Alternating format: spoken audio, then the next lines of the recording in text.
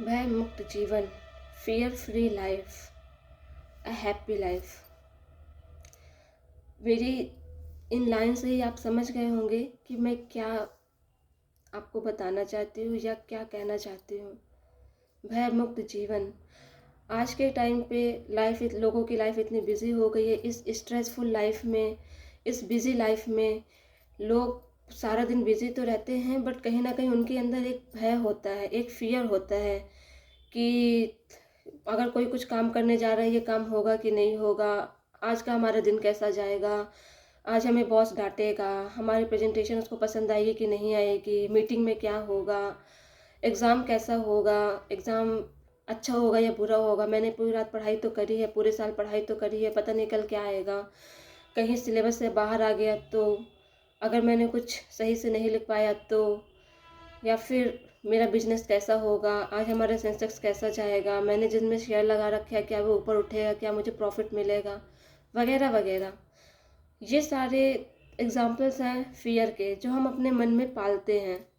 हम कुछ भी करने जाते हैं, हमारे माइंड में कोई ना किसी प्रकार से भय हमारे अंदर बैठा हुआ होता है। और ये जो भय है ना, ये काल्पनिक होता है, ये सिर्फ हमारी इमेजिनेशन होती है, ये होगा कि नहीं होगा, कैसा होगा, अच्छा होगा, बुरा होगा, वगैरह वगैरह वगैरह। तो अगर अब जब हम इसमें डरते हैं, हमारे अंदर जो भय है, हम इसकी वजह से अपने काम को कंसंट्रेट नहीं कर पाते हैं। कई बार हम डर की वजह से अपने आते हुए काम को भी सही कर सकते हैं, लेकिन डर की वजह से उसको गलत कर देते हैं या हमसे गलत हो जाता है। जो स्टूडेंट्स हैं उनके साथ क्या होता है कि डर की वजह से वो उनको क्वेश्चंस पढ़ के जाते हैं, उनको पूरा क्वेश्चन रटा हुआ है, बट सिर्फ डर की वजह से वो उसका आंसर गलत करके आ जाते हैं, या आते हुए क्वेश्चन को कर ही नहीं पाते हैं। उनको कभी कभी ऐसा हो जाता है कि ये तो मुझे आता है, मतलब इतना कॉन्फिडेंट हो जाते हैं और उनको लगता है कि जो नहीं आते हैं पहले उनको कर ले, जो आता है तो कर ही लेंगे, क्योंकि इनमें नहीं कर पाए तो क्या होगा। इसके चक्कर में वो इस डर की वजह से वो जो उनको आता है वो नहीं कर पाते हैं। ऐसे बहुत सारे एग्जाम्पल्स आपको मिल जाएंगे आपकी डेली लाइफ में। तो क्या ये सही है? नहीं, दिस इज़ रॉन्ग। ये जो हमारा डर है ना, जो हम अपने मन में डर बना लेते हैं, होगा कि नहीं होगा, कैसा होगा, वगैरह वगैरह, ये सब बेकार की चीज़ें हैं। वेस्ट ऑफ थिंकिंग जो हम सोचते हैं ना, ये कहीं ना कहीं हमारी सोच का वेस्ट है। हमें इसे कचरे के डब्बे में डाल के रखना चाहिए। हमें ऐसी किसी भी चीज़ को लेकर के डरना नहीं चाहिए। अगर हमें कोई आता है, कुछ आता है, या हमने कोई काम किया है, तो हमें कॉन्फिडेंट होना चाहिए कि हाँ, हमने जो किया है अच्छा किया है और वो अच्छा होगा। बस एक जो मन में आप पॉजिटिव थिंकिंग रखेंगे ना हमेशा हर चीज़ के लिए, कि नहीं जो होगा अच्छा होगा। अगर कभी कभी आप आती हुई चीज़ें नहीं भी कर पाए तो भी आप पॉजिटिव सोचो, कोई बात नहीं, मैं नेक्स्ट में अच्छा करूँगा, या फिर मैंने अभी जितना भी किया मैंने अच्छा किया है, तो आपको रिजल्ट हमेशा पॉजिटिव मिलेंगे। क्योंकि जब आप नेगेटिव, आपके माइंड में ये जो डर है ना, इस डर की वजह से आपकी जो सोच है वो नेगेटिव हो जाती है, और इस नेगेटिविटी की वजह से इसका जो असर है वो आपके रिजल्ट्स में पड़ता है। आपका काम अच्छा नहीं होता है। कई बार इस डर की वजह से हमारा बनते बनते काम बिगड़ जाता है। ऐसा क्यों होता है? सिर्फ इस अनचाहे डर की वजह से। हमें इस डर से दूर रहना चाहिए। अगर मन में ऐसा कुछ आता भी है तो भी हमें इस डर से दूर रहना चाहिए। ये सिर्फ एक काल्पनिक भय होता है, हमें इस भय को अपने ऊपर हावी नहीं होने देना चाहिए। और ये जो डर है, ये आपके पास बहुत सारे एग्जाम्पल्स होंगे, आपके खुद के एग्जाम्पल्स होंगे कि बने बनाए काम हमारे बिगड़ जाते हैं। मैं आपके साथ खुद के एक्सपीरियंस शेयर करूं, मेरे साथ ये बहुत होता था जब मैं एग्ज़ाम टाइम पे, जब मैं पढ़ती थी स्कूल में या कॉलेज में। मैं पढ़ने में, मैं स्कूल टाइम तक टॉपर थी। स्कूल के बाद जब होता है ना, जब हम 10th में 11th स्टैंडर्ड्स में पहुंचते हैं, उस टाइम पे थोड़ा पढ़ाई का बर्डन ज़्यादा होता है। सिर्फ इस पढ़ाई के बर्डन की वजह से मेरे अंदर डर आ गया कि मैं इतना कैसे पढ़ूंगी, एग्ज़ाम से मैं कैसे लिखूंगी। जैसे मैं मैथ स्ट्रीम की थी, हमारे टाइम पे जब जब मैंने 12th के एग्ज़ाम्स दिए, हमारे टाइम पे हम लोगों ने मैथ की सिक्स सिक्स बुक्स होती थी सिर्फ मैथ की। जैसे मेरा यूपी बोर्ड था, यूपी बोर्ड में 6 बुक्स होती हैं। सेम ऐसे इंग्लिश की, हिंदी की 6 बुक होती थी, और 3 पेपर होते थे। इतना सब पढ़ना, फिजिक्स केमिस्ट्री, इतनी मोटी मोटी बुक्स होती थी, दो दो। उनको पढ़ना, बस वो देख कर के डर होता था मुझे कि मैं कैसे कर पाऊँगी। इस वज़ह से कई बार मुझे जो चीज़ें आती हैं, उन चीज़ों में मैं क्लियर होती थी। चाहे वो किसी की डेफिनिशंस हो या डेरिवेशन हो, कोई न्यूमेरिकल है, कुछ भी, मैं कन्फर्म होती थी ये मुझे आता है, और एग्ज़ाम में मैं वही नहीं कर पाती थी, बाकी सब कर लेती थी। और ये मुझे नहीं लगता कि सिर्फ़ मेरे साथ में, मुझे लगता है कि ये बहुत लोगों के साथ होता है, बिकॉज़ जैसे मेरा फ्रेंड सर्किल था, एग्ज़ाम्स के बाद हम लोग डिस्कस करते थे, तो उनका भी यही होता था कि जो क्वेश्चन आते हैं हम वो नहीं कर पाते, और जो नहीं आते हम उन्हीं में पूरे अपने 3 घंटे निकाल देते थे। और ऑफ़िस में भी होता है, जैसे एक बार मेरे साथ हुआ कि मुझे प्रेज़ेंटेशन अपना प्रेज़ेंट करना था हमारे क्लाइंट के सामने, और मैंने अपना पूरा अच्छे से प्रिपेयर किया। 2-3 दिन से हमें पता था कि हाँ, उस दिन हमें जाना है, हम 2-3 दिन पहले से प्रिपेयर करने लगे, और हम उसको पूरा अच्छे से बना लिए, पूरी प्रेज़ेंटेशन तैयार कर लिए कि कुछ वो पूछेंगे तो हम उसे कैसे उनके सामने आंसर करना है। आफ्टर जब हम प्रेज़ेंटेशन में पहुँचे, मैं प्रेज़ेंटेशन को रिप्रेज़ेंट नहीं कर पा रही। मतलब ऐसे डर आया कि पता नहीं क्लाइंट को पसंद आएगा, नहीं आएगा।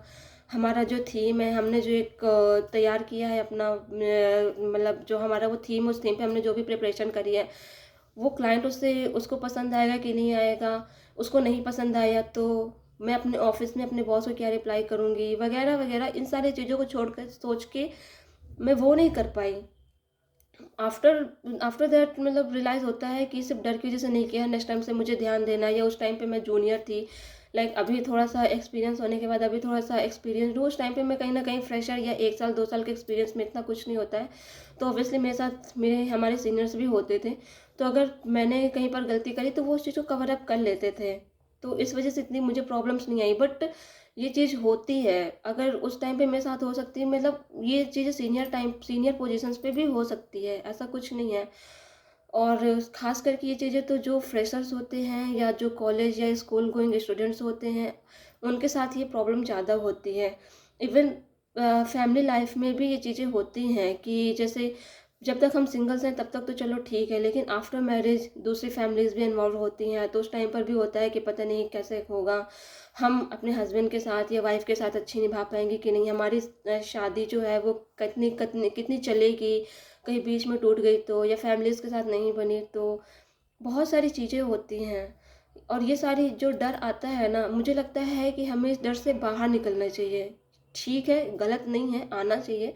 जब हमारे अंदर ये चीज़ें आएँगी कि हम उसे खुश कर पाएँगे कि नहीं, फैमिलीज़ को हम समझ पाएँगे कि नहीं, उनके हिसाब से हम अपने आप को बना पाएँगे कि नहीं, वो तब हम उस पे काम करना स्टार्ट करते हैं। लेकिन हमें डर को अपने ऊपर हावी नहीं होने देना है। जब डर हमारे ऊपर हावी होता है ना, तो हमें आती हुई चीज़ भी हम नहीं सही कर पाते, वो भी हमसे गलत होती है। तो हमें ऐसे करना चाहिए कि डर है, ठीक है, लेकिन हमें डर को हावी नहीं होने देना है, ताकि हमें जो काम आता है एटलीस्ट हम उसे तो अच्छे से रिप्रेज़ेंट कर सकें। सामने वाला ये तो ना बोले कि तुम्हें तो ये भी नहीं आता, तुम तो किसी काम के नहीं हो, तुम्हें तो कुछ भी नहीं आता, ऐसा कोई ना बोले। तो इस सब डर से निपटने का, या डर को अपने से दूर रखने का, डर को अपने ऊपर हावी ना होने देने का सबसे अच्छा और सबसे सरल उपाय ये है, कॉन्फिडेंट रहो, अपने फेस में एक छोटी सी स्माइल रखो, ऑलवेज, चाहे कैसी भी सिचुएशन हो, कुछ भी हो, स्माइल हमेशा अपने फेस में रखो।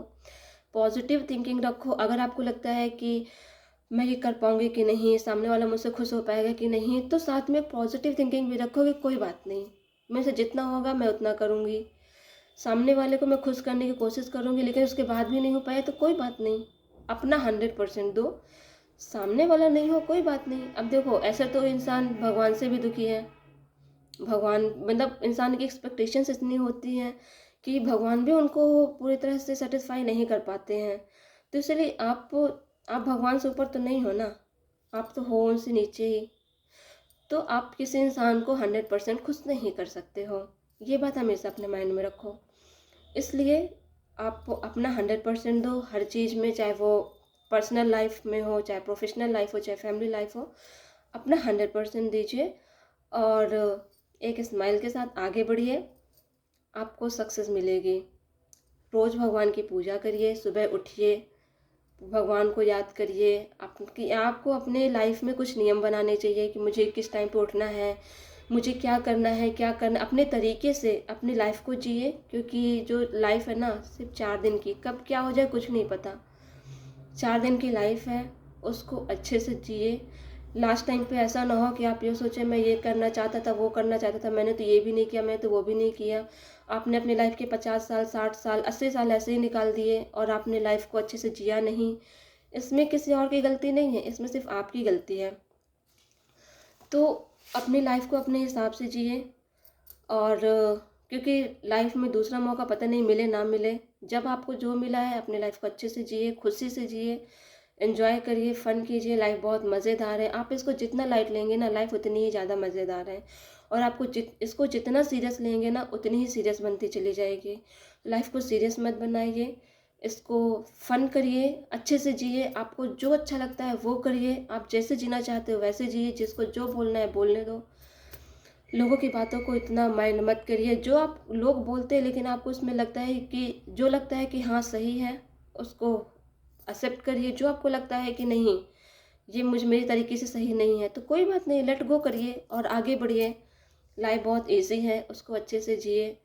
और अपनी लाइफ के नियमों को बनाइए। क्योंकि अपनी लाइफ जब अगर आप अपने लाइफ में नियम बना करके जिएंगे तो आपको कभी दूसरों के नियमों के अकॉर्डिंग नहीं जीना पड़ेगा। लेकिन अगर आपने अपने लाइफ के लिए कोई रूल्स नहीं बनाए हैं तो ऑब्वियसली आपको कभी ना कभी या दूसरों के अकॉर्डिंग आपको जीना पड़ेगा। तो इसलिए आपको अगर चाहते हो कि आप अपने अकॉर्डिंग जिए तो आप अपने अकॉर्डिंग अपने लाइफ के रूल्स बनाइए और किसी भी हालत में उनको फॉलो करिए।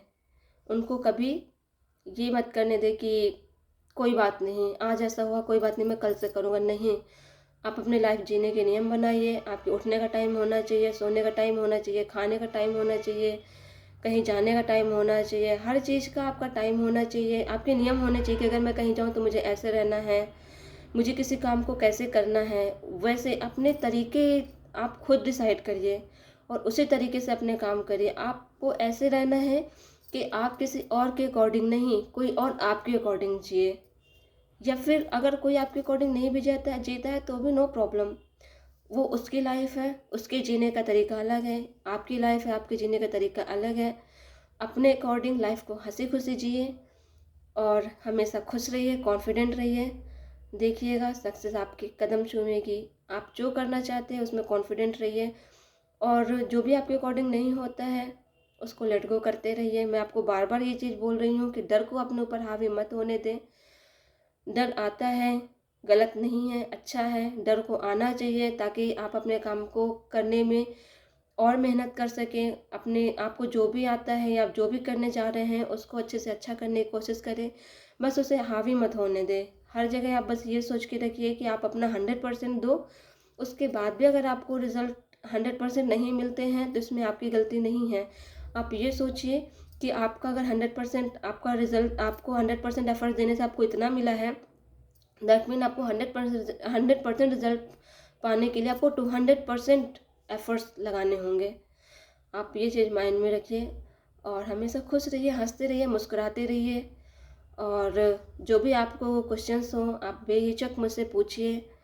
और I am always there for you, for everyone. So खुश रहिए।